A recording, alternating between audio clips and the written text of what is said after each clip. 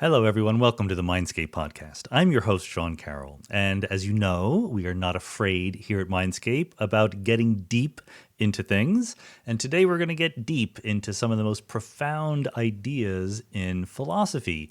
You know, we've talked about philosophy before. We've talked to philosophers about pretty darn deep ideas about realism, about consciousness, about physics. Today we're going to talk about truth. And truth is one of those things you think, maybe it's a pretty straightforward idea. Some things are true, some things not true. Anyone marginally acquainted with modern philosophy should know better than that, right? Of course, things are going to get really, really complicated. The analogy that I have in my brain is Girdle's theorem in mathematics. Kurt Girdle proved that if you have a sufficiently strong formal system, a system where you can prove theorems and so forth using logic and math and deduction, then there will always be one of two choices. Either there are true statements in that system that you can never prove, or the system itself is somehow incomplete, somehow internally incoherent. It's not consistent. And this is a surprising result, right? You might think, people did think, you could prove everything that was true in a formal system. Not true. And in fact, that lesson generalizes to other ideas that we might have about truth. It's very, very hard to be formal and rigorous and careful about what you mean by the word truth. So today, we're going to an expert. Liam Kofi Bright is a professor of philosophy in the Department of Philosophy, Logic, and Scientific Method at the London School of Economics. If you want to know why the department's called that, Karl Popper was an influential person back at the London School of Economics back in the day, so things Karl Popper was interested in became an entire department. Philosophy, logic, and the scientific method. We're going to talk about all of those things today.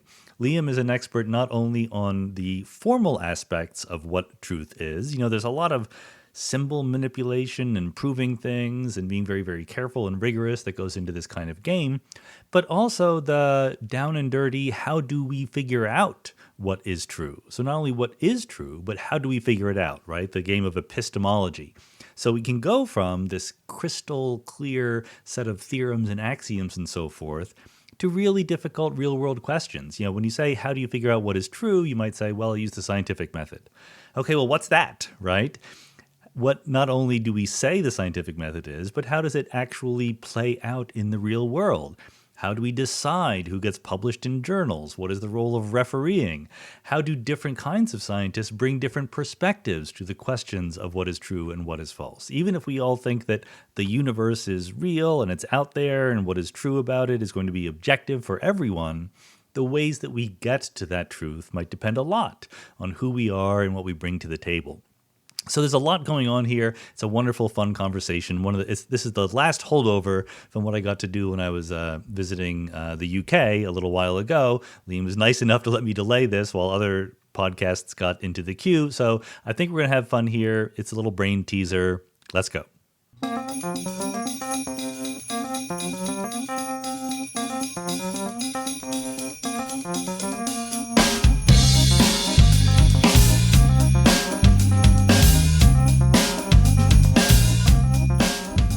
Kofi Bright, welcome to the Mindscape podcast. Hi, Sean. I do want to mention for the listeners that we're in swinging London and at a university, so there is construction going on outside. Yeah, sorry about that, listeners. That's okay. The listeners are a flexible bunch by now. They've learned to accept things. I thought that we would talk about the nature of truth and the nature of knowledge and the nature of science. And then with all the extra time we had left over, we figured out things to say. Well, buddy, once you settled knowledge, truth, and science, we'll still have about an hour left, right? Yeah, I know. We'll have to fill in the time. We'll tell jokes. Okay. Oh, so truth. Maybe the good way to get this is to sort of say, look, there's a way that scientists think about what they're doing. You know, they come with a model. Maybe there's words like particles and forces and fields involved. And if the model works, if it fits the data, they will say, look, I have found some truth. The truth is reflected in the relationship of my model to reality. So what do sophisticated grown-up philosophers think about that picture of truth? Sophisticated grown-up. You asked me what the Knoll class is. So there's a kind of interesting feature of the way philosophers think about truth, which is, as far as I can tell, it diverges from how everyone else in the world thinks about truth. And yet philosophers tend to think of themselves as only explaining the common sense view. For what it's worth, my experience of talking with scientists has actually been very different. The scientists tend to be very averse to describing the results of their inquiry as truth, and partly because I think they're working in the background with a more loaded vision of what truth is or would have to be than philosophers tend to be. Let me explain what I mean. So, philosophical thinking about truth, as it's done nowadays, there's a kind of sort of classic dialectic, which, for instance, we teach undergraduate students. I teach a first-year course, and this would be how I would introduce them to it. Where there was, in the early 20th century, late 19th century, a debate between these kind of stylized positions, which we nowadays remember as the correspondence theory of truth, the pragmatist theory of truth, and the coherentist theory of truth. According to the correspondence theory of truth, truth consists in a relationship of correspondence between judgments of some sort, be they utterances or written sentences or something like that, and the facts, where the facts are these metaphysical composite entities out there. So, for instance, if I say, one of the standard examples, the cat is on the mat, then that is true just in case there is this thing, a fact out there, which is this structured complex of a cat, a mat, the relationship on that, and the cat actually being the thing which is bearing that relationship to the mat. And that's the correspondence theory of truth. Yeah. This seems like a not crazy theory so far. I think that would probably... That's the view which especially philosophers tend to think of as the correspondence theory, right. As the common sense theory of truth, rather. The pragmatist theory of truth, and what I'm going to do is I'm going to go through them, then I'll go back and talk about the problems. The pragmatist theory of truth has many different iterations. There's not like one canonical formulation. There's a sort of famous slogan is truth is what's good by way of belief. And there the idea is something like true beliefs are those which one expects to work for you in the long run, or something like that, where belief has a certain purpose, which is helping us orient ourselves and act successfully in the world. True beliefs are those which consistently and systematically help us achieve those purposes. They allow belief to fulfill its function successfully. The cash value of ideas was the slogan that I was taught. Yeah. But there you go, right? It's the same thing. It's like the things which, like, in the end, how does this belief play out in my life, in my actions? What good is it for me? What good is it for me? In the scientific context, that will often be seen as sort of linked to empiricism, where the idea is that true beliefs are those which sort of bear out experimentally, which when I try and test them, they don't end up being wrong. And so that would be the pragmatist theory of truth. And the coherentist theory of truth is a bit different from both of those, where the coherentist theory more or less has it that true belief is a belief which sort of fits into the maximally coherent theory of the world. So imagine you had a sort of fully worked out theory of everything, which was able to accommodate all of your observations, sort of everything you come across. A belief is true just in case it would fit into that sort of very, very complex, no doubt will always be hypothetical, but hypothetical totality of beliefs. So I said this is sort of classic dialectic with these stylized positions, because more or less all of those have now been abandoned. Like you wouldn't find, you very rarely... I mean, I was just going to say that I'd gone through believing in all those different theories, and I've landed at the coherence theory more than anything else. So now you're going to tell me that I've spent my life being wrong in different ways. Yeah, and that's just everything. You're wrong. You, Sean, and you listeners are wrong about everything. But and me, I guess. Except for the claim that you're wrong about everything. I was right about that. Okay, so the issue is, of course, you'll find sort of people who have more sophisticated versions of the initial formulations, and so nothing ever dies, it just gets reborn and rebuilt. But there are sort of big problems with each of these, which make people a bit wary of assuming any of them. I'll go in reverse order. So for the coherentist theory, typically the worry is just there's no way of specifying a unique best theory under that. The problem is that multiple very consistent, very coherent, for all we can tell, theories can be formulated, which would allow contradictory beliefs in. And now I have no fact of the matter as to which of those. Well, I either have to endorse true contradictions, or I have to find some way of deciding between the maximally coherent worldviews I can formulate. And that doesn't seem quite right, because the natural way of deciding between a very, very consistent fairy tale and a very, very accurate description of the world is that one of them is true and one of them isn't. But like that's now being denied to me. I mean, the reason why it took me so long to even entertain the coherence theory is that it seems obvious to me that there's different coherent theories that are completely different. And what sort of broke the tie for me was thinking that, well, one of the things that your theory needs to be coherent with are your observations of the world, right? And so that it's not just they're internally coherent, there's some external coherence as well. Yeah, I mean, I should say I probably don't endorse the coherence theory, but I'm more sympathetic than most. This is just kind of the standard objection to it.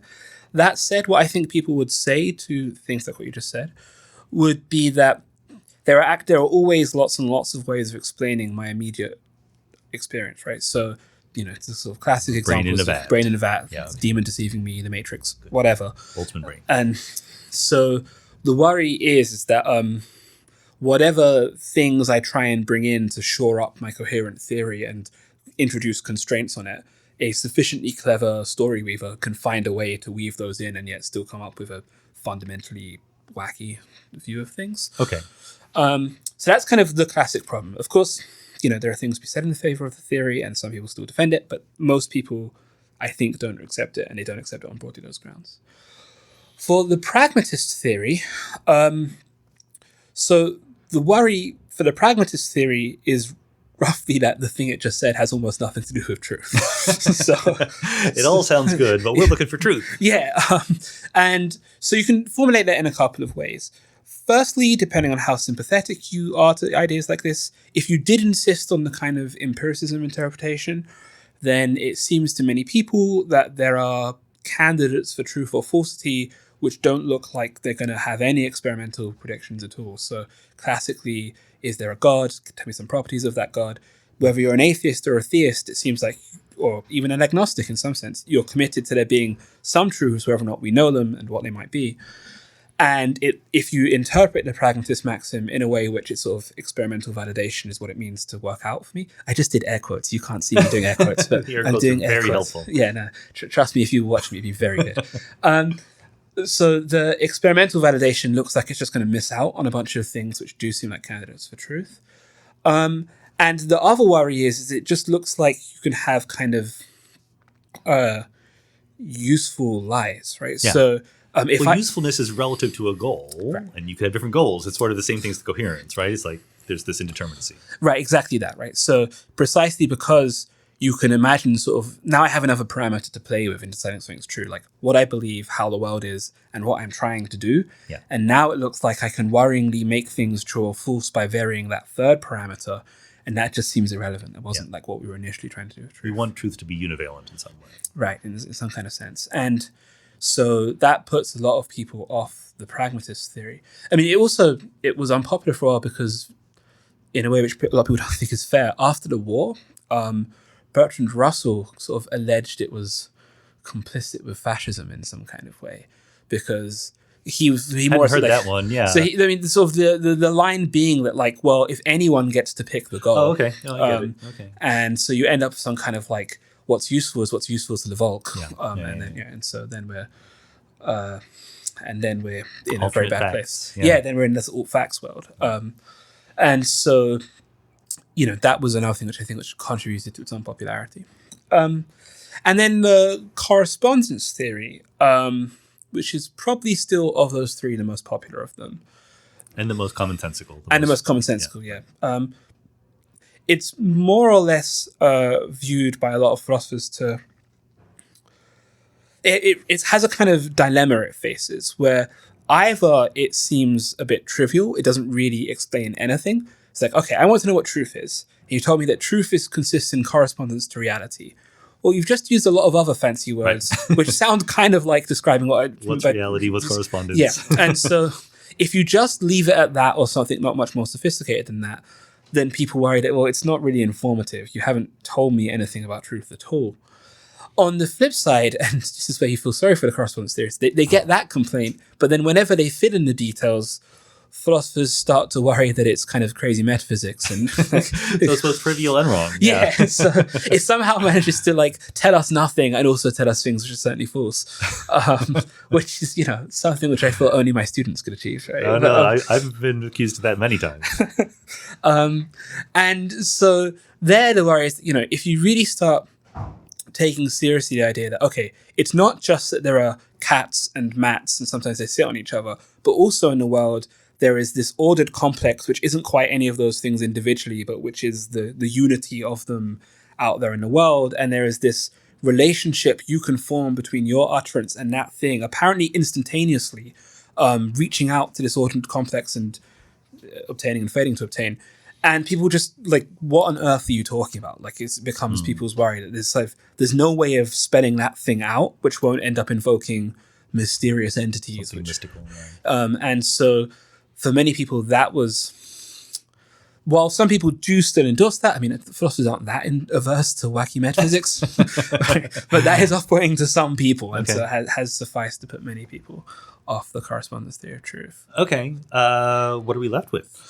Well, so one thing, as I said, you can always argue about those forever, but the other... No, I'm not necessarily giving in. I'm not necessarily accepting, but clearly if people are rejecting those three...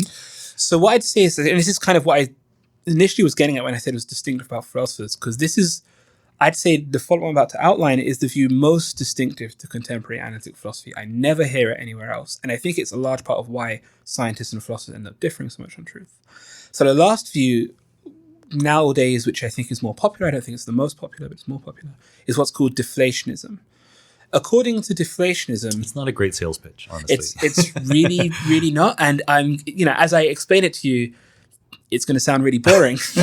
But it's your podcast. That's kind of your problem. So according to deflationism, to say something is true is almost just to repeat it. It's like truth is just a kind of a linguistic device which helps us streamline certain conversations, but does nothing more than that. So there's this sort of classic schema, which is X is true if and only if X. So snow is white is true just in case snow is white. And if snow is white, then snow is white is true. So it's sort of leaning into the objection to the correspondence theory that it's just trivial. It's like saying, yes. Indeed, right? It's trying to make a virtue of that. And it's saying that having that schema, the truth schema, available to us, it allows us to do some things which we might not otherwise be able to do. You have to clean it up a bit. Technically, if you just rely on that schema, you end up with a contradiction. Consider the sentence, this sentence is false. If I'm allowed to say this sentence is false is true, then I'm going to be in trouble because this sentence is false is true if and only if this sentence is false, then So you have to clean it up a bit. But if you clean it up to avoid contradictions, then the thought is a theory like that, technically it allows for some mathematical results. You can speed up proofs. You can show that proofs can be made shorter if you're allowed to invoke that kind of thing. Okay. And linguistically, it allows to do what people call blind descriptions, where I can do things like say, whatever Sean said last night was true. Well, I don't need to know what you said. I can kind of affirm it in a convenient way. So it's not the only linguistic way of doing that task, but it's one linguistic way of doing that task. So there's a bunch of kind of tasks truth does for us in terms of expressing agreement or doing some mathematical work, but there's nothing more to truth than that. There's no deep metaphysics here. There's no kind of interesting theory of what this amounts to. It's as if you're having a sort of, I was just about to say an interesting theory of pronouns, but actually that's super debated nowadays. So that's not a good example. Yeah, no, it's hard to come up with things about which there are no interesting theories. Yeah, no, right. So truth is like uniquely uninteresting. And so that's a view which is very popular in analytic philosophy, which as far as has no uptake anywhere else. The relevance of this, I think, is very often when people outside of analytic philosophy, but I think especially in the sciences, hear talk of something being true, then truth has, I think in ordinary language, often has a kind of, has connotations which are sometimes moral, like, being a truthful person is a good thing to be, and sometimes a bit mystical. Christ says he is the truth, and so that seems to sort of imbue it with a degree of religious significance. And also, unrelated to this, in fact, this would be something which almost all of the theories I just named would reject, but also is often taken to be related to certainty. So if I say something like is true, I'm kind of like really backing it up. I'm affirming it in a strong way. Yeah. And all of those things are totally separate for philosophers. Philosophers, especially, not just, but especially if you have that deflationary view, it doesn't have any moral significance. It's just like a means of summarizing things. It doesn't have any connotations of certainty. It's unrelated to that. and it doesn't have any sort of spiritual or religious significance. But if I say something like the universe is expanding, how do I categorize that within a deflationary theory? Do I say, is it possible to make sense of the statement that's true? Well, so on a deflationary theory, you have whatever you want to say about the universe expanding. Presumably, as someone who's very educated in physical theory like yourself, when you say that thing, in the background, there's a theory of what it means for a universe to be expanding. Sure. There's a sense of like what kind of things we should expect to observe. And there's a whole bunch of statements connected with that. When you say those things, that licenses me to now make predictions on those grounds, to ask you to assume that you're going to affirm the consequences of that claim and stuff like that. But it being true doesn't add anything to saying the universe is expanding or saying it's true that the universe is expanding doesn't add anything new to all of those entailments which are already there. So it makes it very, I don't want to say subjective, but it's from the point of view of people talking rather than from the God's eye view. Like scientists would like to say that, when they discover the universe is expanding rather than contracting, that would have been just as true if there were no people around talking about it, right? Can I still say that in the deflationary? Well, that's a bit complicated. In some sense, yes, right? Because you can just say, for instance, you can say the exact sentence you just said, even if no one had discussed it, the universe would still have been expanding. Right. And that has certain, actually it's rather complicated, but perhaps that makes certain predictions. Maybe that's, for instance, affirming that there aren't any sort of causal dependencies between our words and the rate of expansion or anything like that. And those are all things we can test, and we could bet them out, we can agree with them or disagree with them.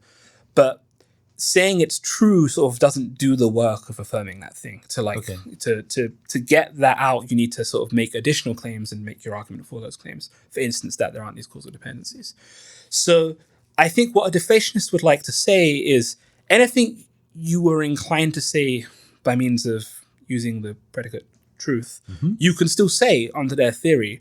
It just won't be the case that the property of being true is ever doing any work for you. I think I'm finally getting it. And so that's why it's deflationary, right? They're not, so to speak, deflating what claims you can make about the world. What they're deflating is what the role truth plays in those claims. So it's not a claim. It's not a theory of objective reality, or it's not denying realism. It's just that this truth relationship is nothing so special. Yes, that's exactly right. And so this view, it's sort of the common objections to this view are, firstly, I made that sort of glib remark, you clean it up to get rid of the contradictions. Yeah. You can guess that. Yeah, that will. There are then sort of multiple things you're left with, and you have to decide which of the ones you prefer, and then it ends up being controversial. And the other thing people object, and I think this goes back to Michael Dummett, but nowadays a lot of people make this objection, is that it just misses out a key part of what truth does, which is that we want true beliefs. The point of inquiry is to get true beliefs rather than false beliefs. And the deflationists, while they of course have things to say in response to the objection, they seem to be sort of missing out a key role of truth in our conceptual mental lives if they don't have that.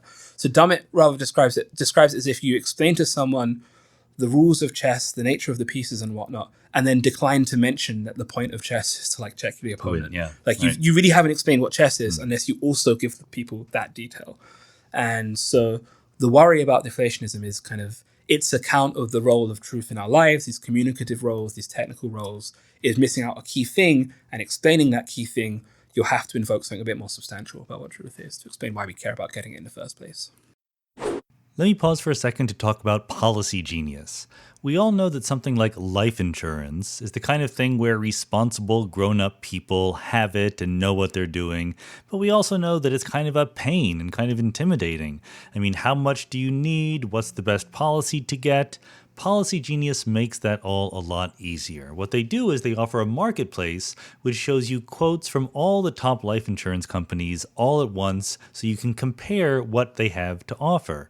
It saves you a lot of legwork. You can save up to $1,500 or more a year by using Policy Genius to find the policy that's right for you. Once you apply, the Policy Genius team handles all the paperwork, all the red tape, all that stuff is free. They're in contact with life insurance companies every day, monitoring developments and helping customers navigate every step. So if you're one of the many people looking to buy life insurance right now, but you're not sure where to start, head to policygenius.com. They'll find you the best rate and handle the process completely. You can stop worrying about life insurance, get back to baking your own bread, adopting a furry friend, or just being a kind and considerate human. Is part of the motivation for considering theories like this,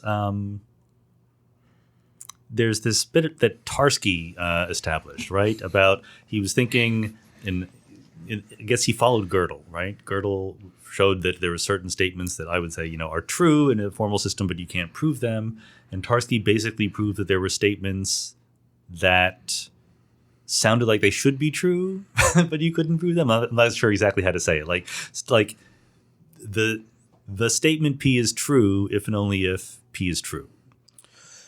Is not a theorem, something like that. So, so listeners, you can't see, but I'm also nodding. I do air quotes and nods when I'm on. So podcasts. do I. They're used to it.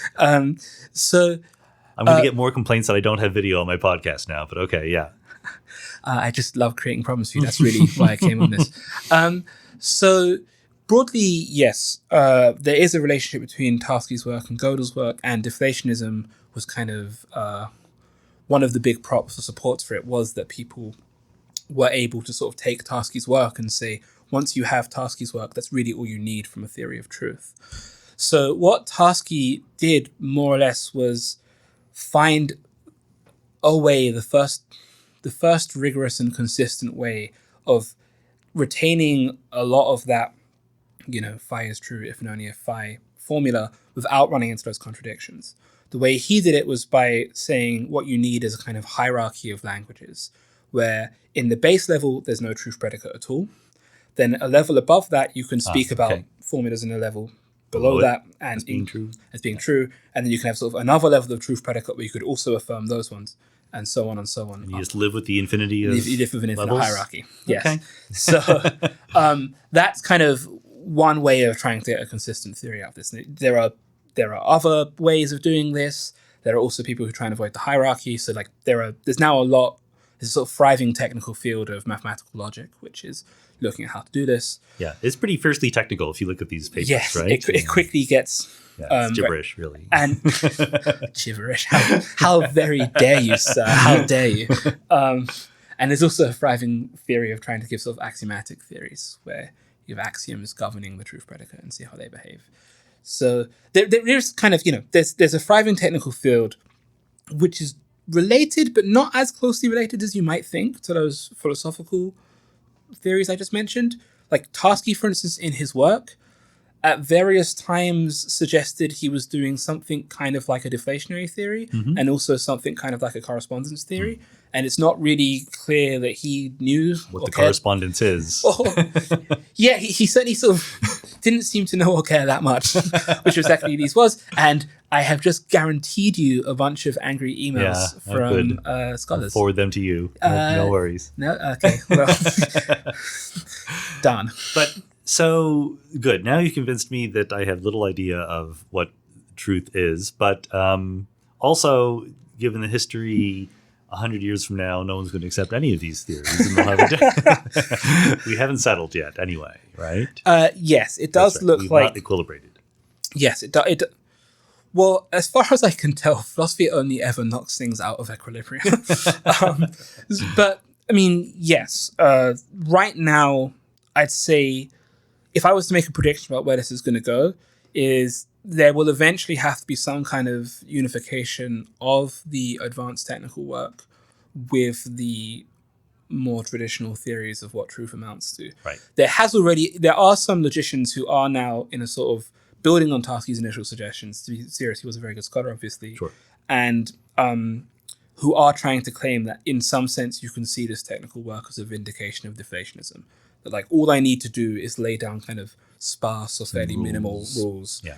And so you're starting to get that. There are other people going in other directions too, but I predict that as time goes by, we'll get more of a sense of how the technical, logical, mathematical, more scientific work relates to the sort of traditional high-level philosophical work, and that will give us a sort of better understanding of what truth is and what kind of role it plays for us. Okay, good. I want to sort of go back to moving this to connect with science once again, but I think there's still some more philosophy that we need to get out of the way. When we talk about true statements, or when we talk about statements, different kinds of truth, right? There's things that you can imagine proving logically, things that you have to go out and experimentally verify, right? So, and I know that, let me try to say this in my words and then you can fix it. Happy to. There's the notions of the reasons why things are true. Some things are true in virtue of themselves or the definitions of their words, and we call those analytic. There are things that are true of, because that's how the world is, but it might have been otherwise, and we call those synthetic. There's also how we know that things are true. There are things we know just from reason alone, a priori, and things we know by going and doing experiments a posteriori. So these are two very similar sounding things, but a little bit different. Did I get it mostly right? That's, a reasonable summary of the sort of traditional distinctions you're drawing. Yeah. And so to me, and I guess to David Hume, it sounds like there's this very close connection between a priori truths, ones that are true that you can sort of show just by logic, and analytic truths, ones that are true just by virtue of their definitions. Whereas there's another relationship between a posteriori synthetic things that you go out and how did I define synthetic? I forget. But synthetic sounds like a posteriori. Analytic sounds like a priori. And do people basically buy that? I know that Immanuel Kant tried to argue there was wiggle room there. Yes. So Kant famously argued that there's a category of things which are sort of synthetic, making substantial claims, not just given in their definitions, but really making claims on the world, but which are nonetheless a priori, which are things you know by means of reason alone.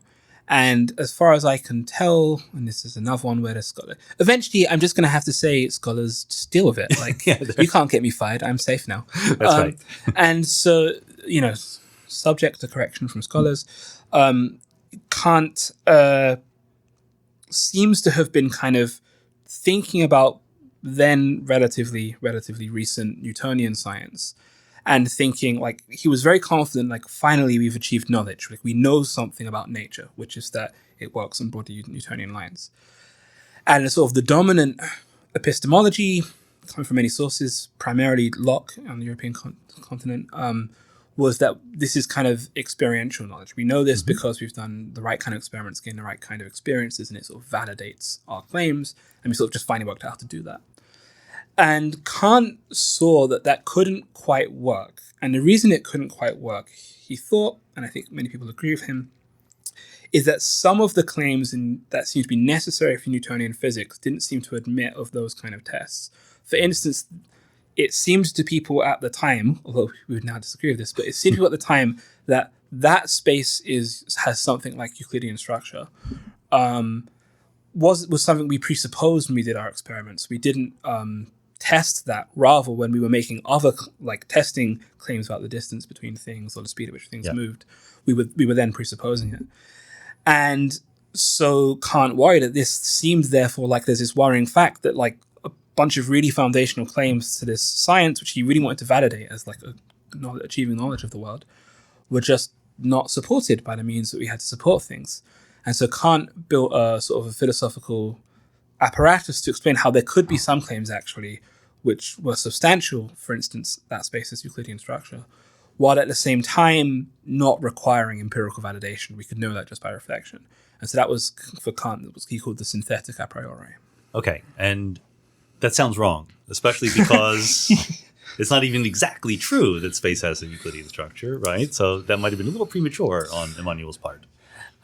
Yes. Now, right. So it's a little bit complicated what the relationship is between what Kant said and what eventually became refuted. I mean, it did seem in the end. He was not a famously clear writer. Not quite, no. And in particular, the issue is, it's not like what happened was we stopped having apparently a priori roles for some kinds of geometric structure. We may not use the particular one which Kant thought we had to use, but still there's something playing a similar, some people might argue, there's something playing a somewhat similar role. I, to be frank, have no real opinion about this, and those people are wrong. Just so you know. Yeah. So, but some people claim that, like, at a sufficiently high level of abstraction, you could maintain Kant's claim. He was just too specific in saying this is particular structure space has to have, but he wasn't wrong that space does to have. That we need to a priori attribute to space some kind of structure in order to do our reasoning. But so this is where we're getting back into truth, right? I mean, I'm open to the idea that there are preconditions for us making sense of the world. But that's different than saying those preconditions are true, right? You can then say, and I have made some sense of the world, therefore, empirically, I've verified that this particular presupposition works. Well, I guess, this might be a point where which of those theories of truth we endorse makes a difference to how you want to understand what's going on, right? So more or less, for the deflationist, to say that, it's true that space has such and such a structure is more or less just to repeat that space has such and such a structure. So once you've told me your theory, you're not adding anything to it by telling me it's true. And to that extent, kind of there's not really he would just disagree. I mean, I say he is in I'm the deflationist. I would just disagree with the claim that, like, to say that space has a structure is different from saying it's true that space has a structure. On the other side, to a correspondence theorist, maybe there might be more involved, because maybe when you say that it's space has this structure, there's something extra involved in saying, and that corresponds to some external thing.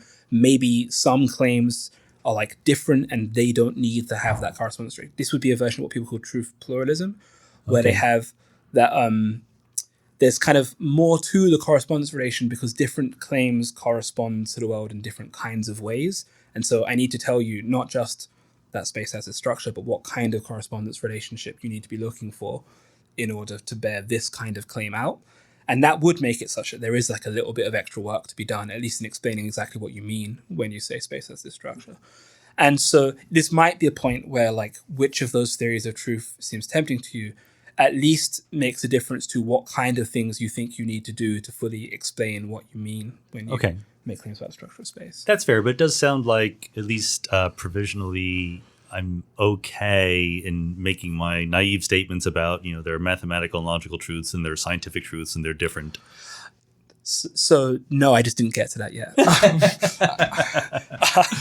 So we have all the time, don't worry.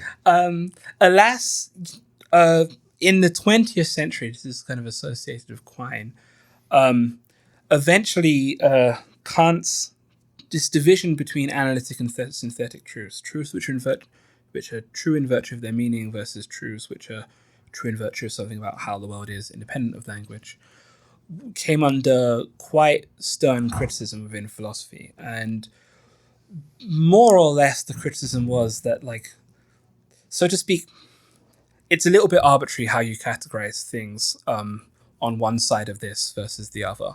Okay. So the thought being that I'm not quite sure what the thought is, because I've always thought the attacks were just silly. We can categorize whole regions of philosophical debate as silly. That's okay. Oh, I'm on Twitter. I do that all the time. But I mean, I guess it's just the thought being that this notion of sort of an analytic truth, something true in virtue of meaning, when you try and cash it out, it's kind of similar to the complaints about the correspondence theory. When you try and cash it out, what you'll find is it depends on notions which are themselves quite mysterious, and we don't have a theory of it. That, you have to sort of invoke notions of synonymy or necessary equivalence, which themselves aren't well theorized. And once you try and, like, really think about this or really make sense of it, eventually what you're left with is something more like, well, there are some claims which I'll do more to defend than others, in terms of you really have to do a lot of work to make me give up on the claim that all bachelors are unmarried men. Mm-hmm. Like, that's something which really, really, really requires a pretty drastic change in my worldview. But you could do it. Like, you could, it's just, so to speak, I haven't yet found the circumstance where it would be convenient for me to give up that claim, but you could do it. Other claims are sort of, like, closer to being revisable in light of my experiences. And so what a lot of philosophers came to think was this notion of analytic versus synthetic was a sort of bad way of making theoretical sense of this the difference between how entrenched beliefs are for us. And like really all there is this entrenchment, and that's a sort of much more that comes in degrees. So Quine is trying to give us a spectrum rather than just a two options. Yeah, more or less. That things be more or less central to our belief structure.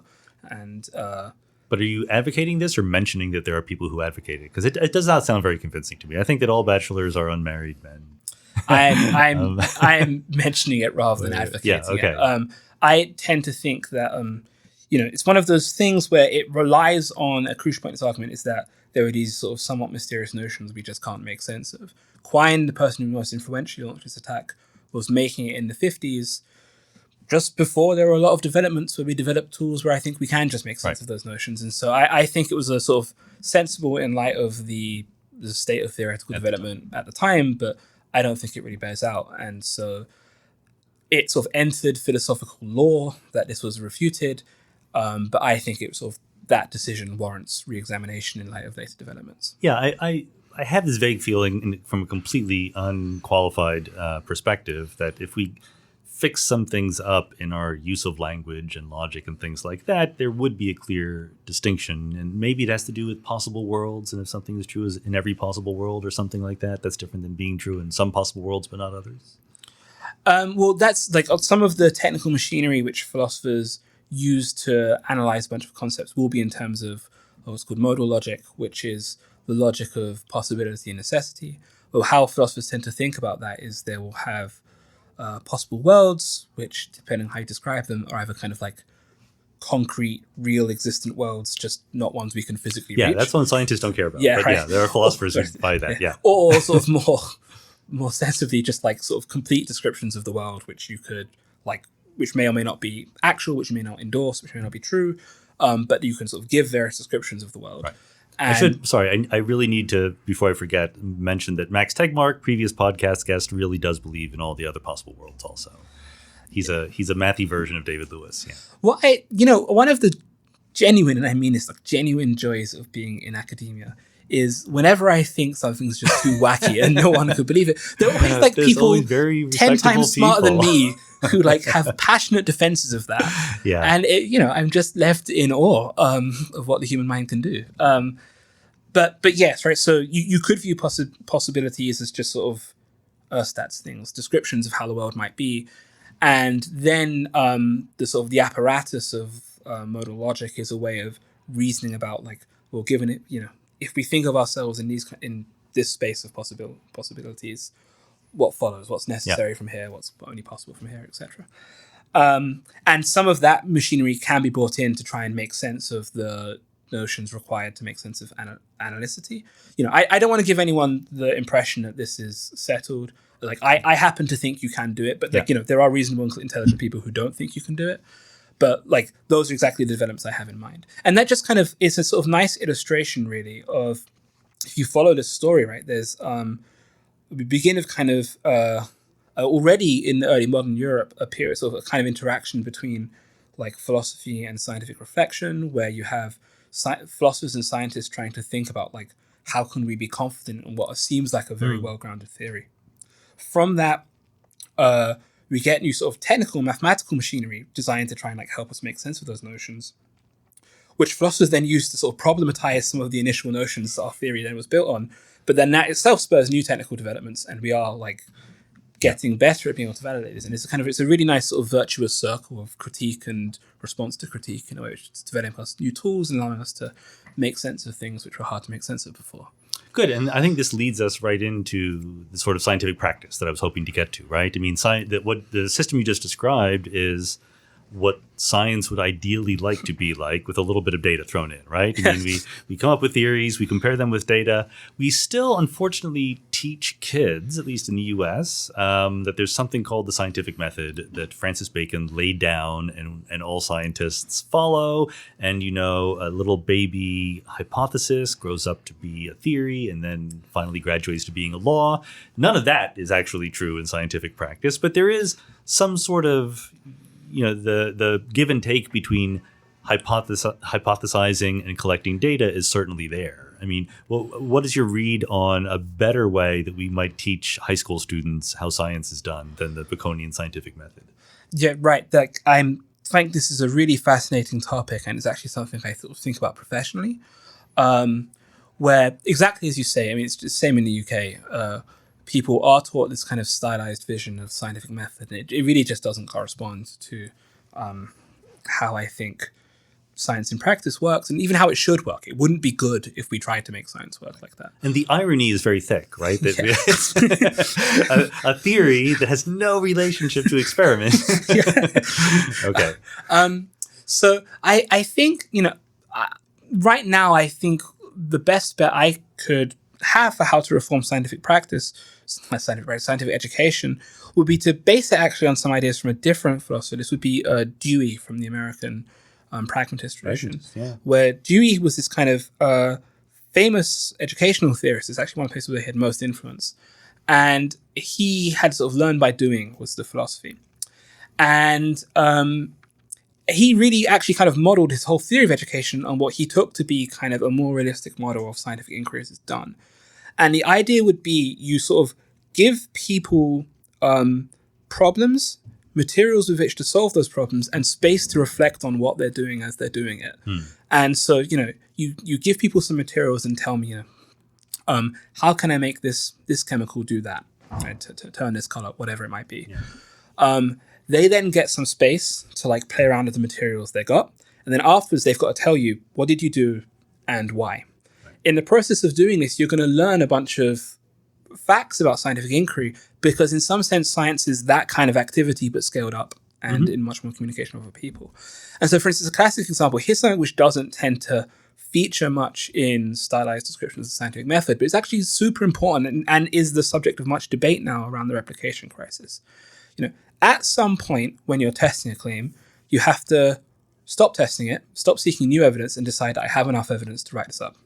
How do you do that? What are the rules which decide how you do that? That doesn't feature at all in the normal picture of the sort of the stylized picture of scientific method. It's sort of, sometimes people talk as if at one point nature rings a bell. And it's binary, like right. you got it or you don't. Right, exactly. Yeah. If you set children that task, they would have to discover that problem, because you have to at some point work out, like, now we've done enough to be confident this is the way it's done. And in so doing, they could reflect on, like, what kind of features of the scenario made me think that now was the time to do that, when what would have made me think we need to do more, what would have made me think we need to do less. And so by engaging in scientific research, they'll learn kind of key features of how the practice is done, how these decisions can be made in a way which, like, don't fit the stylized method, but aren't arbitrary either, are responding to features of your investigatory situation.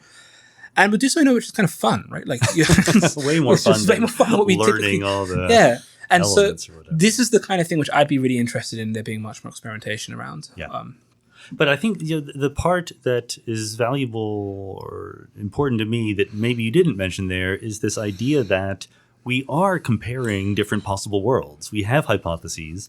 Going back to the previous discussion, like, a big part of the scientific method is saying, I don't know which world we live in. Like, there's different theories that might describe the world. They're all theories that describe some world. Which one do we live in? So we're going to collect more data. And maybe it's not binary, but at least as good Bayesians, we will increase our credence in one of these hypotheses and decrease in the other. Well, I mean, actually, I would hope that a good process of doing education would help people do that. Because, like, one of the things one wishes to learn, right, is what kind of experiments are worth doing. And eventually you need to learn that, like, some experiments don't differentiate between hypotheses, because in either of these possible worlds, you would expect the same given this test.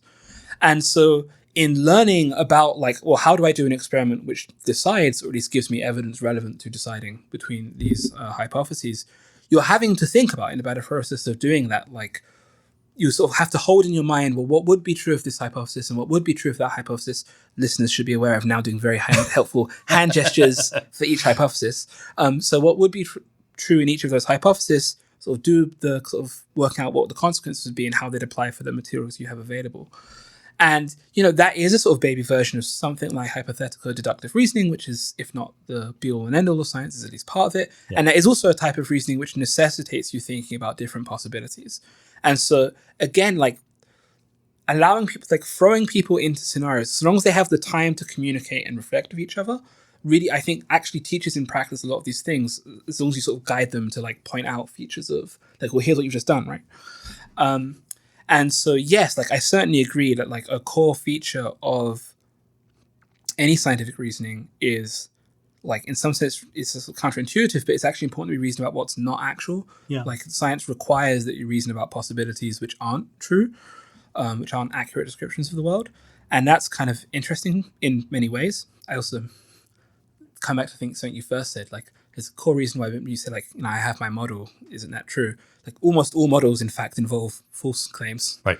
Right. So that can't quite be right. And so there are all these times in science where kind of another thing people would learn really by doing this is, in some sense, science doesn't just consist in like saying true things. There's a bunch of like non-true stuff you have to deal with, but that doesn't invalidate it either. And No, so not at all. one of the advantages Validates it. Right? Exactly, right? That's how, in fact, we gain reliable knowledge. Yeah. And so one of the advantages which philosophers like Heather Douglas or Philip Kitcher often claim for citizens or young people being able to do this kind of more engaged Deweyan education is that a lot of attempts to undermine public trust in science involve pointing to these features which people aren't aware are a typical feature of scientific practice, but which is just part of how we do things, and pointing out, like, well, did you know that these models involve a bunch of false assumptions? So how can you really trust what the climate scientists are saying? If you knew how science works, like, yeah, the models involve false assumptions. It's how we do modeling, right? Yeah. Like, and so, by giving people practice and seeing for themselves that, like, oh, I made some simplified assumptions. That wasn't a problem. That's what allowed me to get the answer. It would immunize them in some sense to certain kinds of spurious skeptical attacks. Right. But the idea, I really just, maybe I'm just repeating myself, but the idea that we could be wrong, that we are not simply purely reasoning our way to how the world works is very crucial to me in science. I remember hearing a talk by an unnamed evolutionary psychologist who was founding an institute or something like that. And, they made it very clear the purpose of our institute is to show that blah, blah, blah is true. Right. And I wanted to raise my hand. It's like, that's not really very sciencey there. How about to find out whether or not it is true? There's a slight but important distinction. Well, so, I'm an employee of the London School of Economics. This department was founded by Karl Popper. So, I'm legally obliged to agree with what you just said. But there are some philosophers, heretics, who might think it's at least a bit more complicated. Now, jokes aside, I honestly am actually pretty sympathetic to a broadly falsificationist view of what we're up to in science. It doesn't always sit so easily with the Bayesianism. We'll set that aside for now. But sorry, I'm much more Bayesian. I'm not very falsifiable. I think I got in trouble by writing a paper saying beyond, the title is Beyond Falsifiability, right? And to point out that, look, this was Popper put his finger on some things that were really, really important, but it's not the final solution to the demarcation problem. And I think that Bayesianism helps get us closer to a more nuanced view. Right. Okay. In that case, I think we're probably sympathetic. Like, I think there's something to be said for the falsificationist picture, but I agree it's not the be-all and end-all. Either way, you have this idea that you could be wrong. Yes. But what I was going to mention is, there's a vision of scientific practice which is, in some sense, dependent from Kuhn, although I'm quite sure Kuhn would probably not want to be associated with some of the people you perhaps have in mind.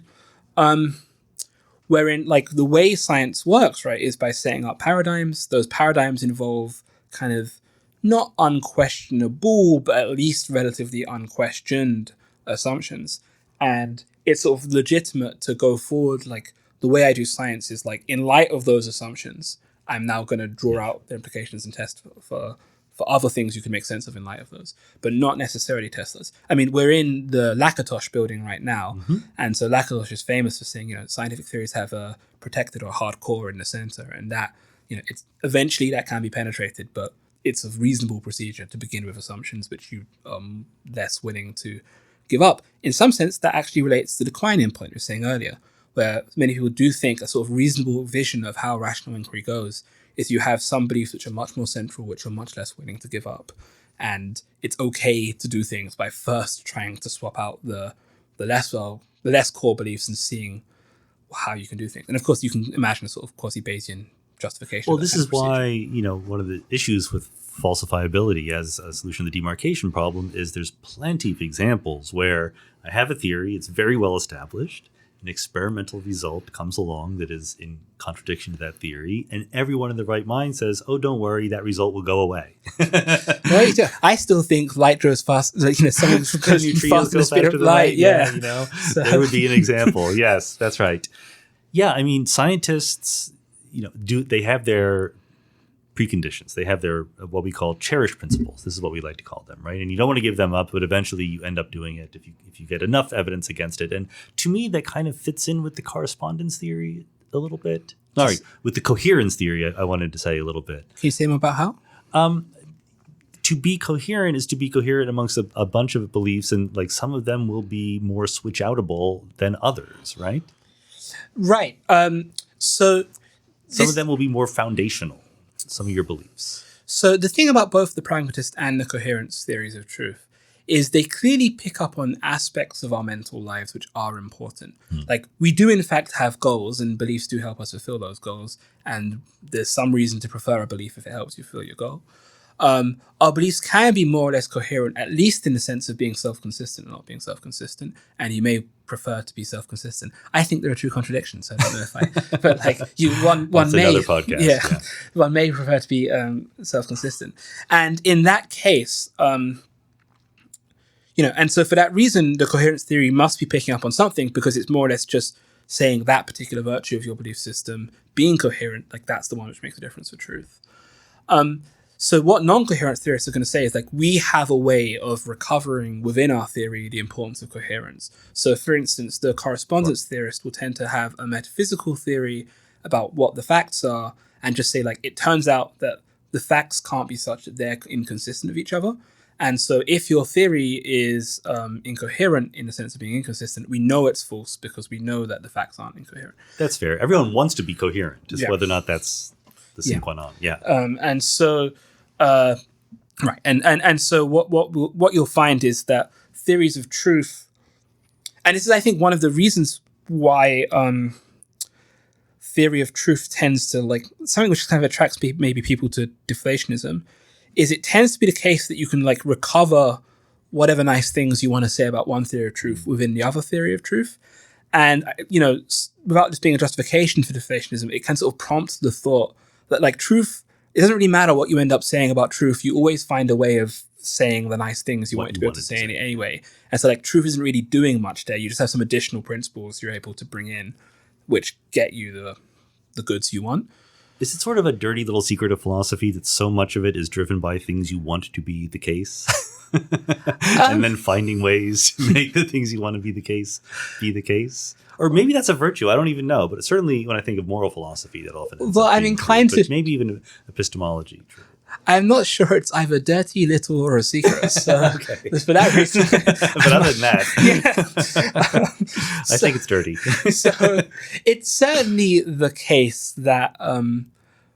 So is it a secret? I mean... People say mean things to me on the internet all the time, which suggests that they think this is philosophy. So plenty of people apparently know this about philosophy. Is it little or dirty, and is it more complicated? Because yes, it's true that philosophy as a field, precisely because it's kind of relatively unconstrained by direct empirical data or relatively unconstrained by sort of rigors of proof, mean that, if you come in with, like, I'm really committed to keeping this principle, you can find a way of constructing a worldview which retains that principle, but which has other desirable features. And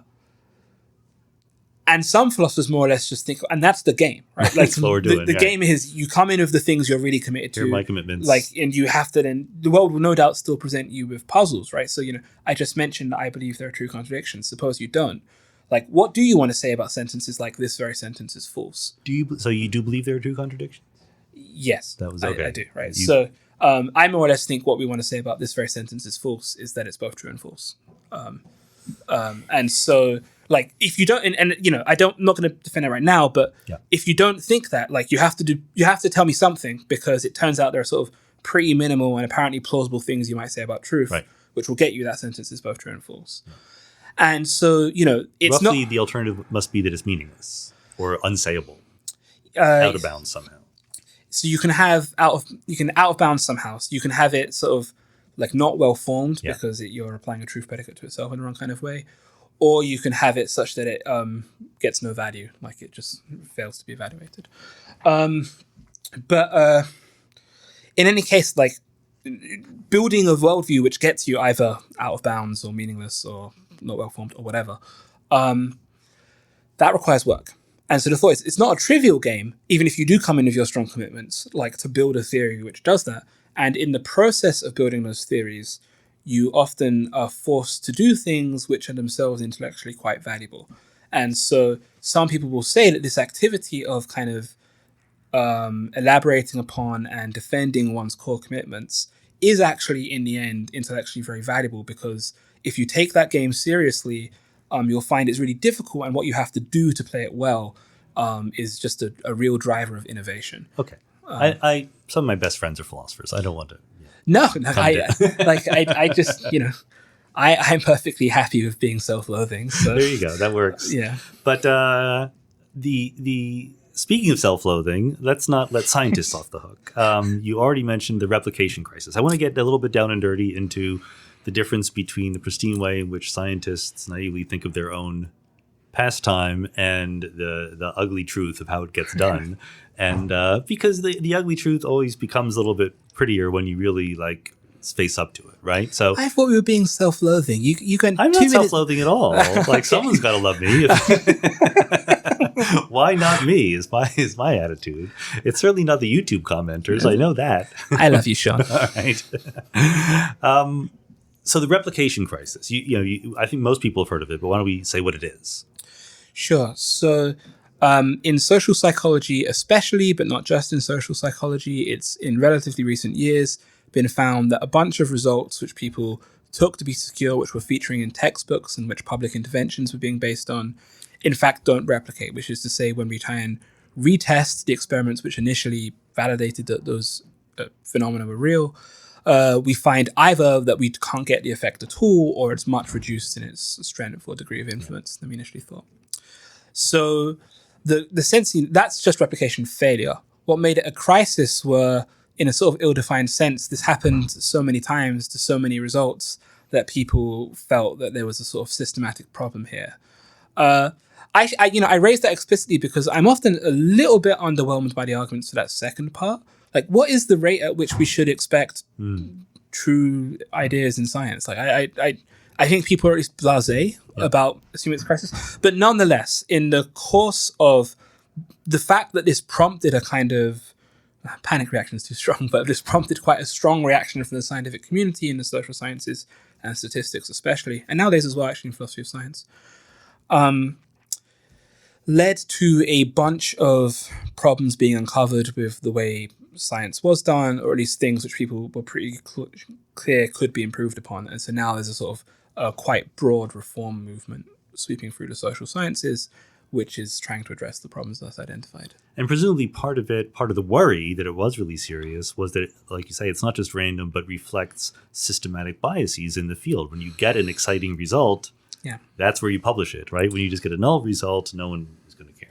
Yes, I mean, one of the fascinating things about the replication crisis is that a lot of the things we're sort of now responding to it in light of, but all of these problems, people were aware of them in some sense for a long time.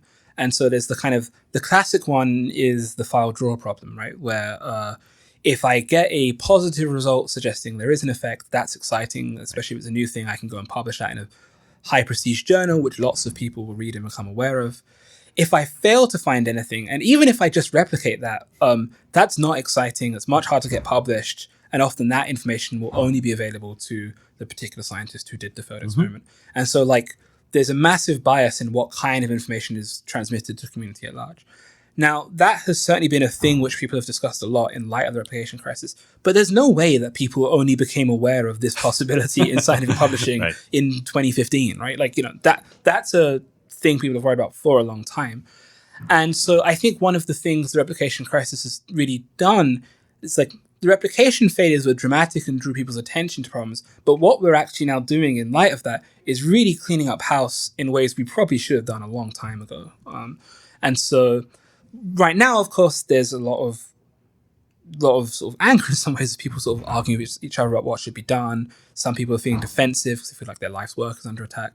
But in the long run, I'm actually very optimistic that what this is like only doing what we should have been doing for a long time, and hopefully it will lead to a much stronger, much improved scientific process in the future. But once you do admit that even scientists have biases, then maybe they have other biases as well, right? I mean, this becomes a problem of much wider scope, and we can start questioning. I mean, people take it seriously, right? It sounds like you're questioning their integrity, although you're really not. You're just, doing epistemology in some sense.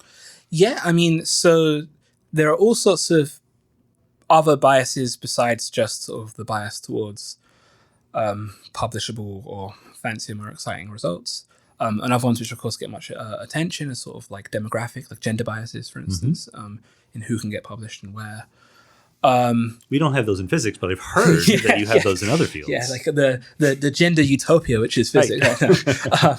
But certainly that's like one source of bias, which is really negatively affect a lot of people's lives if being serious. And so other kind of biases you might see are, for instance, towards not just things which the scientific community will find exciting, like in terms of publishing in fancy journals, but also, and this is kind of very worrying in light of what we do with science, there might be biases towards like the kind of thing which the media will pick up on, or which policy people will pick up on. And so like you get some cases of what look like outright fraud, and by outright fraud being driven basically by the sense that there's a way to sort of clout with the media and with policymakers. And so like, yeah, all of these things do influence how scientists behave. They can have the social biases, which are very common. They need to get published in order to advance their career. In fact, most of my research is about the effects those career incentives have on working scientists. And also, like anyone else, they want to change the world in ways they view to be desirable. And so that desire to influence policymakers or people who are going to make a difference to the world, that can really affect their behavior. And like, yes, like some of these seem like they admit of relatively simple flaws, relatively simple fixes. Like, it's not exactly clear how to check the file-drawer problem, but there are both technical, statistical, actually Bayesian methods. You can do statistics better. You can do statistics better, and you can also reform how journals publish, or like what kind of things get given uptake, in such a way that we can mitigate at least the effects of the file-drawer problem. But like, do you have a solution for gender bias? And do you have a solution for the subtle influences of wanting to be influential in the world? Like, these sort of things. So there are a bunch of things here which are going to be like much harder to really fully correct for, but which is a part of the phenomena we know as the replication crisis. I think that what we have to do, kind of, so to speak, is do our best to fix these things, but also in some sense, it's just quite right for people to decrease their trust in this institution, insofar as their trust was previously based on a image of scientific researchers or science as a social process, which made it immune from those things. It's not immune to those things, and so a well-calibrated agent trusts it to the degree that they've taken into account the real presence of these biases. Sadly, there are no well-calibrated agents, right? People either think it's infallible or completely untrustworthy, right? That's the problem. I mean, I'm not so pessimistic about that. But the reason I'm not so pessimistic is just because I think I encounter people quite frequently who are, of course not perfectly well calibrated, but much better calibrated than just like unthinking deference versus total skepticism, the climate scientists are all in on it too style reasoning. And those are people who are familiar with it as a practice. I find that both philosophers of science and also working scientists don't tend to have this kind of attitude except about their own work, right? And then that's just, are you self-loathing or wildly overconfident, and those are the only two options. So then relating then to that previous book on education, this is kind of what I meant by immunizing people. I do think that like it seems that familiarity of the practice, being engaged with science, tends to actually give you a sense of like there really is something unusually reliable about this as a way of reasoning. It's not just like any other way of reasoning about the world. It really is something special about it. But at the same time, it's not magic either. No. And it's only as good as lots of smart people repeatedly failing, but maybe failing a bit better could be. And that's about right. And so I hope that actually by sort of in some sense democratizing science, by bringing more people in, by giving more people an experience of the practice of scientific research much more calibrated to how it's actually done, rather than the sort of quasi-authoritarian vision where it's just like, there are some laws we've discovered and you are to believe these laws, and the test consists of you repeating these laws to me. Rather than that way of doing things, give more people a sense of like what this enterprise actually involves. That would actually really help. That would create those calibrated systems. So I think there are some people who have it now, and I'm optimistic that there's a reasonably exportable method of creating more people who are calibrated in that kind of way. It is. I would like to be optimistic also. But before I become optimistic, I do want to emphasize there's even more ways to be pessimistic. I think that when it comes to biases like gender biases and racial biases that exist in science just as much as in society, sure. But then there's these softer biases, which probably also exist in society, where, people who have idiosyncratic ideas will find that they just don't get paid attention to, or they don't get jobs, or they don't get grants. And it's not like anyone is banning them, but they're just choosing not to pay attention to them. And their ideas can wither on the vine or not get paid attention to for that reason. And of course, they will say it's because the system is biased against them. Maybe they're right, or maybe their idea just isn't very good, right? And do we have any objective way of telling these things?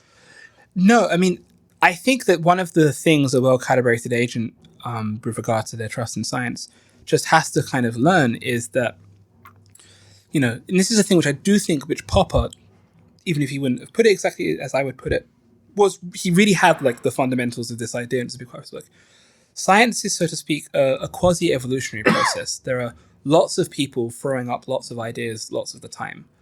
Most of those ideas don't survive. Yeah. A lot of them for good reason. Occasionally we'll miss one which we should have paid more attention to. But so to speak, we haven't got anything better than just having lots of people try their best and throw themselves at a problem, come up with the ideas they come up with, and as long as there are incentives to pay some attention to new ideas, which there usually are in science, I can talk about that in a second, like we can reasonably hope that eventually we will catch good, valuable new ideas, and we will actually have something. We will eventually be able to build on them. And I think those incentives to take new ideas seriously do exist in science, because if a new idea really does work out, then I can use it to bolster my ideas. Yeah. The thought being that if I have access to some new experimental technique which actually works, some new mathematical theory which allows me to make inferences I couldn't otherwise have made, or whatever, then suddenly I can do a thing to bolster support for my ideas. So I at least have some incentive to be trying to searching the field and looking out for things which other people have missed, which might give me an advantage in the kind of the race to get my ideas taken seriously. And so the incentive structure of science does provide at least some like push towards taking those ideas seriously. I'm not Pollyanna-ish. Actually, a lot of my work is about how I think we could try and do this better, but these are features of the present system, and they just need to be built upon and strengthened, rather than we're not starting from nothing here. You did propose the radical sounding idea of getting rid of pre-publication peer review. Is that right? Yes, I did. It's funny, I am someone who spends too much of my life on Twitter, and I'm always getting into, political arguments about the hot button issues of the day on twitter.com. And yet nothing I have said has drawn me as much controversy as the claim we should get rid of pre-publication peer review. So this was in co-authored work with my friend and colleague, Liam Kofi, and the pair of us have this paper, which was kind of, in some ways, a summary of the last few years of both of our research. We realized that we were sort of both coming to a similar conclusion as we put our heads together and co-authored this piece. And what we argue in there is that most of the things which pre-publication peer review is meant to do for us, there's either no evidence that it does it, or some evidence that it fails to do it. And so just to be clear, the words pre-publication are important here. So tell the audience how you're defining the thing that you want to get rid of. So, right now, how do many fields, not in all fields actually, it's already changing in some fields, but in many fields, the way new ideas get taken up is sort of not privately, but in relatively small groups. A scientist or a group of scientists produce a manuscript. They maybe share it with some of their friends, get feedback, and then eventually they will submit it to a journal. The journal will have an editorial board and some editors, that is to say, and reviewers. And the editor will send it to reviewers. The reviewers will decide whether or not they think it's a good paper. In light of the reviewer's advice, the editor will publish or not publish. So up to that point, the the people who sort of like decided whether or not this idea is worthy of more attention from the scientific community are whatever the scientist's immediate peer group, the editor, and whatever the reviewers think. This then decides what claims are put out there to try and garner more attention or not. Our point about this process is it's very labor intensive. It takes a lot of time from a lot of scientists. It's actually also, this is not really relevant to our point, but it's a fairly extortionate business. Like, the scientific publication houses are like the most profit-making entities. I know, it's a bit crazy. It's, because they just get a bunch of free labor from PhDs. Yeah, so a small group of people have put in a lot of effort to decide whether or not an idea is worth sharing. It then gets out there and gets whatever uptake it gets once it's in a journal. More or less, our question is, all of that labor in deciding whether or not something is worth putting out to the broader community and having them assess it, what does that achieve? Is there any firm evidence that that's doing something good for us, rather than just directly putting it out on some kind of like archive, which is actually increasingly the case in physics and maths. Right. So this is how things done. Actually, a lot of economics is kind of moving this way. Some fields are going this way, but just putting it up on some kind of publicly accessible space and going directly to the stage where the community are able to assess it as a whole. Philosophers often have this idea of a working paper where like there's a draft that for years, right, will be on their website and people comment on it before they submit it to a journal. Yeah, like in some sense, kind of, we want to make all of science work operate more like working. More like philosophy, yeah. Yeah. I often think that it would be better if it was more like how I think it is. How I'm familiar and comfortable with it. Yeah. So yes. What people claim in defense of peer review are a number of things, and sort of the paper really consists in us going through the various rationales that have been offered for it and trying to assess the empirical evidence for it. Now, the paper is called "Is Pre-Publication Peer Review a Good Idea?" ? And that's partly to reflect the fact that right now we think the evidence isn't always as strong as we'd like it to be before making a clear assessment. So we are clear that to some extent what we want to do here is just prompt people to, like, the tradition has given us this expensive, very large bureaucracy we all spend a lot of our time on. Yeah. Like, don't just inherit it and pass it on. Like, do we want to have it, and what's it doing for us? And you're not even necessarily questioning peer review, but the idea of not letting anyone read the paper until it has been peer reviewed. Exactly, right? Like, we're questioning pre-publication peer review. In some sense, I mean, we say this in the paper, there's a sense in which we want more peer review, right? We want more people to be able to access and evaluate the paper, and for the opinions of the scientific community about the merits of a paper to reflect the judgments of more scientists, right? So that's in some way what we want. So we kind of link it to the open science movement. There's a sense in which we want like open peer review. In fact, open peer review, though, is a word for a different kind of thing, but related to what we're proposing. Whereas, the claims that, for instance, peer review helps us sort the good ideas from the bad ideas, or sort false claims from true claims, or like there's really not much evidence that peer review is achieving that. And in some sense, it's because, science is hard, right? And two people... I don't think it's that hard. Yeah. No, okay. It's actually very hard, yeah. Just kidding. Two or three just people kidding, deciding... No, Sean Carroll is actually winking at me now. He tells me he's not kidding. He means it. He just thinks you're incompetent. But, Irony. Irony is everywhere here. You never know whether I'm serious or not.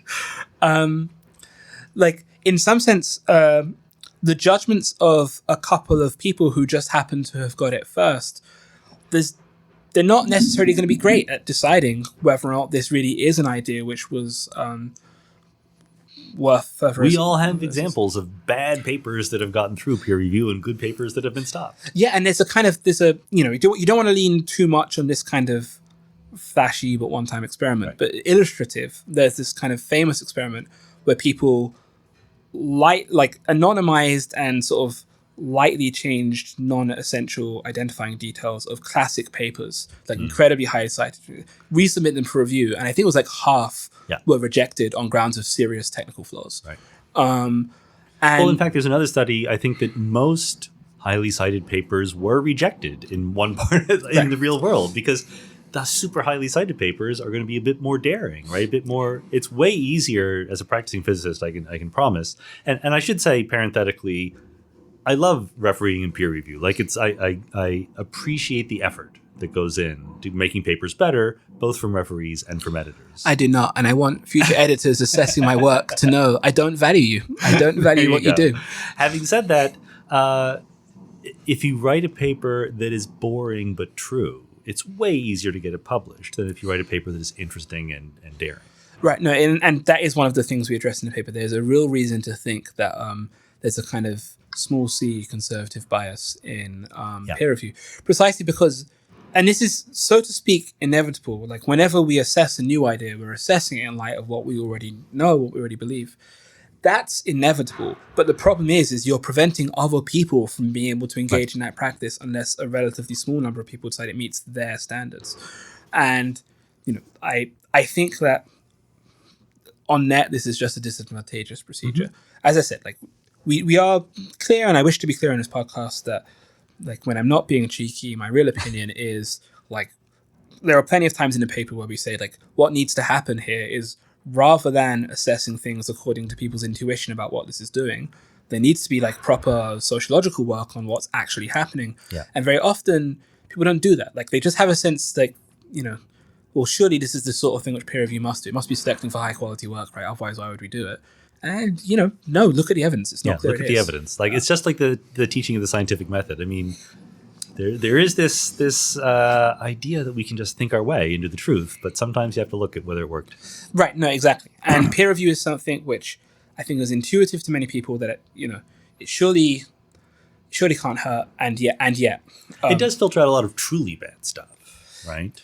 That is a true fact. So it's the edge cases that we could improve a little bit. Yeah, I mean, even that is kind of complicated, right? Because what's the importance of filtering out truly bad stuff? Because people put truly bad stuff on the internet anyway. I've heard. Like, So I hear, if you go to the wrong bit of the opinions, wrong bit of the internet, there are people with false opinions just putting them up there. They allow that? Yeah, who knows? The government ought to do something. But in the meantime, please don't. In the meantime, the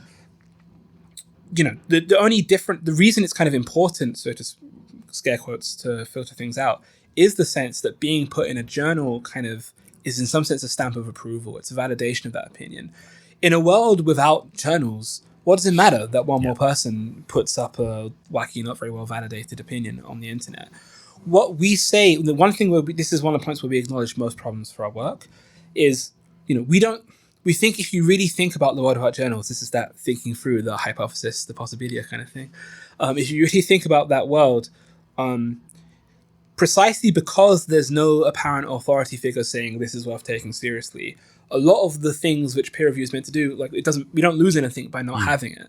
That said, there is something valuable about having a means by which, like, non-scientists who might be interested in science can know where to look for the decent ideas. Now, again, that peer review should... Or even scientists in a different field? Yes, exactly. Or people who are just not expert in the topic matter. Now, of course, that peer review is a good way of doing that. Kind of depends on you thinking it's selecting for good ideas, which we've previously argued against. But even if peer review isn't doing that, it's probably a good idea for something to be doing that. Right. Yeah. And so to speak, right now, peer review is de facto how we're doing it. Maybe a good thing to invest time and mental effort into doing would be thinking about how to do that in a better way. Okay. So that's one example of the bomb throwing. Maybe to wrap things up, we should talk about standpoint epistemology. Oh, I was just wondering, one example of the bomb throwing. What's the other? Oh. I think that, I think the case that has been made indubitably over the course of this podcast is gaining true knowledge of the world, whatever that means, is hard, right? Is sticky, and it's not quite as algorithmic as our high school educations might have led us to believe. And once you admit that, it opens up, a whole bunch of things like who decides and how do we decide where the truth is once we found it? I mean, is this kind of consideration, maybe you'll tell us what standpoint epistemology is, but how serious is the connection between this sort of social science-y or even philosophical sounding idea and the real practice of science? Right. Well, this is a big one. So standpoint epistemology is a sort of idea which comes out of Marxist theory, but sort of gets more famously taken up in feminist theory in the late 20th century. and which nowadays in the early 21st century, for future listeners, is You're an optimist at heart. I think climate change, 23rd century listeners are going to be like, oh, thank you. I just think, climate change isn't going to kill us quick enough for that to be irrelevant to people. So, which nowadays is kind of like become sort of a heated topic of dispute outside of just the academic circles where it began. The broad idea stated very generally and very loosely of standpoint epistemology is something like who you are, what social position you occupy, makes a difference to what you can know and how reliable you're going to be at certain kinds of reasoning tasks. So is it really what you can know or how you know it, or both? Depending on formulation, can be either or both. Okay. Because what you can know, that's a really radical claim. Well, funny enough, I was going to say that what you can know is the easier one to defend. Okay. So I have, insofar as I've waded into this debate at all, it's from an old blog post where I argued that if you look at kind of some of the precise formulations or the more detailed formulations of standpoint epistemology, which exist in kind of internet philosophy encyclopedias or places where people are trying to define it clearly for public audience, then it looks more or less just like it looks to be, so long as you believe that what kind of experiences you've had in your life make a difference to what kind of things you'll be a reliable informant about, then some kind of standpoint epistemology is going to be true, right? So if you assume that in a very segregated town, but where say in sort of 1950s America, the black people are going to be the janitorial and the maid staff for the white people, then the black people are going to know both about the black quarter and the white quarter. But the white people aren't going to go into the black bit of town. And so if you're asking people about this town, its layout, where things are, and you've got limited time and resources, concentrate on the black people. They're more likely to know, especially sort of the black working class people, they're more likely to know about the time and layout of the structural layout of this town, just because they experience more of it. And that's a kind of, that's a very basic example. I'm not saying that would be the most efficient way of finding out this town, but there is some reason to think that if you are picking an informant in that kind of way, a reasonable correlate for you to look out for is the demographics of who they are, what kind of social position they occupy. I mean, it's kind of inarguable that there are correlations between one's identity markers and one's knowledge. Right, exactly. And so in some forms, like standpoint epistemology can more or less just be trying to think through the implications of that fact. And so, okay, in that case, that might make a difference if you're doing certain kinds of ethnography or certain kinds of anthropology or sociology of this town. And so already, while the kind of, at a high level, it's a sort of obvious point, like in practice, it might make a difference to how you carry your research design, who you want to ask things. And so even that apparently trivial point can have implications. And what's more, implications which are sometimes forgotten. So there are classic examples, which I'm not going to remember quite right, but I'm going to get you the broad structure of, for early 20th century anthropology, where you'll find that anthropologists were like literally only like interviewing the men in town because they had some sense, it wasn't just their own biases, but they did have some sense that like the men were the important ones who knows what's up. Thank goodness you've gotten rid of that. Yeah. So partly based on their biases, but also partly based on what informants were telling them about the town. Except there were the male informants. But there Coherence theory of truth. But there were times in some of the rituals they were interested in when the men and women would go into different places.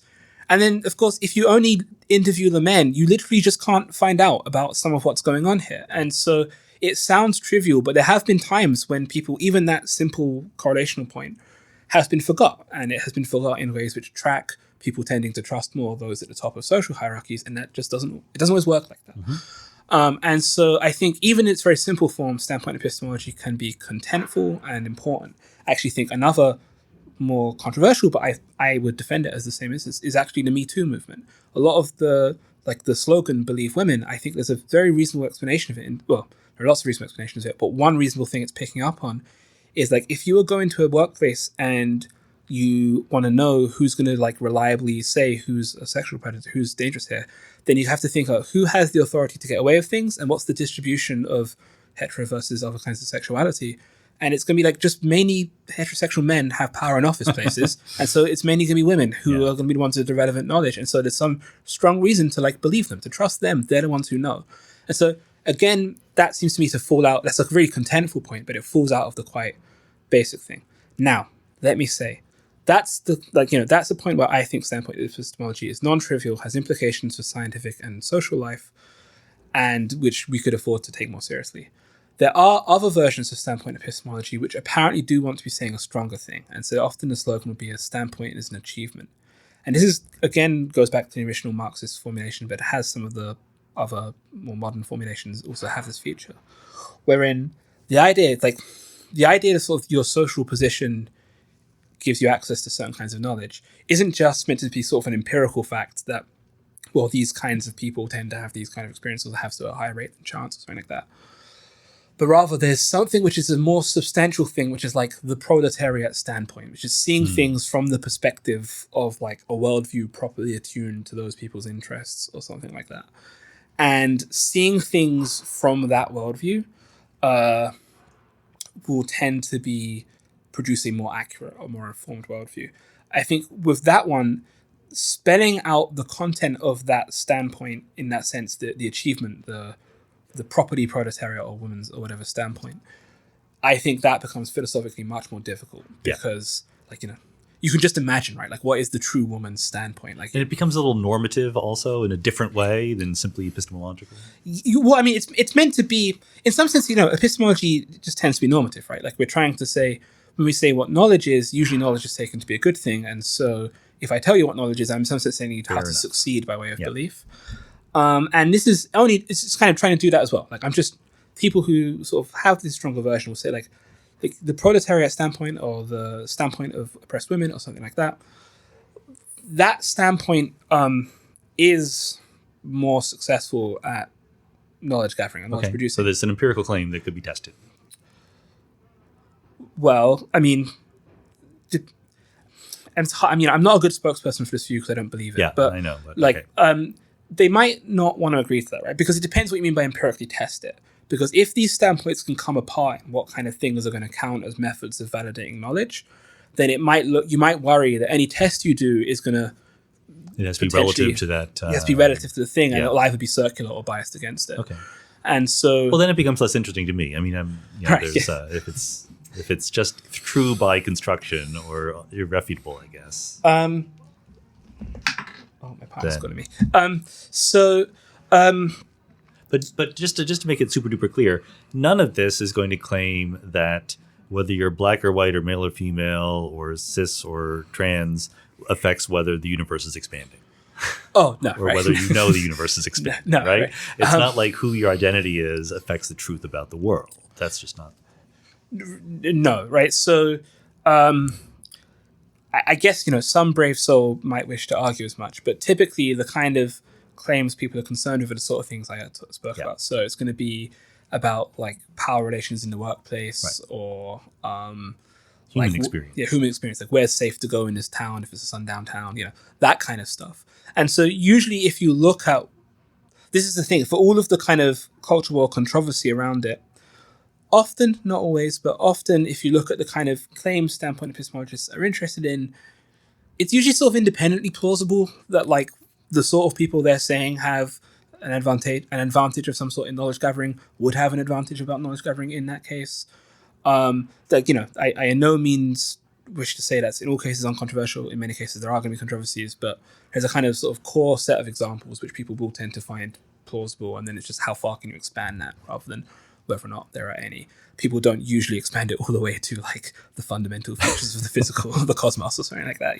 Well, I think that I bring that up intentionally because I guess my first exposure to ideas in this universe was as an undergraduate taking philosophy courses for the first time, and there's sort of two extremes that are equally silly. One extreme, silly in my view anyway. One extreme is that super radical view, where like who you are literally changes the physical truth of the world. And the other is that must be what you mean to be claiming if there's any relationship between who you are and what you know about the world, right? And I think that so the lesson of all that we're saying here is that there is a difficult but good place to be, in the middle of these claims. Yeah, and I know that way of phrasing things actually, and I think you're quite right that is often how the debate is carried out. And that way of phrasing things actually comes back to something we discussed right at the beginning, which is a thing which I think philosophical reflection tends to get one to be more careful about, is separating out claims about how you know and claims about what's true. And so very often some of the most heated debate about, for instance, standpoint epistemology, people will attribute to standpoint epistemologists who are saying who you are makes a difference to what you know, the claim that who you are makes a difference to what's true. And those are very different claims, and they should be. And one of them is like far more plausible than the other. I mean, and so to speak, standpoint epistemologists are paying a special attention to social positions, especially social positions in hierarchies or relationships of oppression. But in some sense, everyone's going to be a kind of standpoint epistemologist. Something like, presumably having received a PhD in physics puts you in a better position to understand and reason about. I probably know some things. Yeah, exactly, right. So everyone thinks that some life experiences are going to be pertinent here. Right. The standpoint epistemologists are just drawing attention to a class of experiences of being oppressed in certain kind of ways, which they say make some different differences in these areas. So sort of the basic idea behind standpoint epistemology should be sort of no more foreign to you than saying that, someone says that someone of the physics PhD knows more than someone about the physics PhD about whether or not the universe is expanding. They're not claiming that whether or not the universe is expanding depends on whether you have a physics PhD, right? And it's the same thing. Well, this is good because it makes it sound like I had organization in mind when we started talking. That always makes me look good, even if it's just kind of random. I believe it. All right, Liam Kofi Bright, thanks so much for being on the podcast. Thanks for having me, Sean.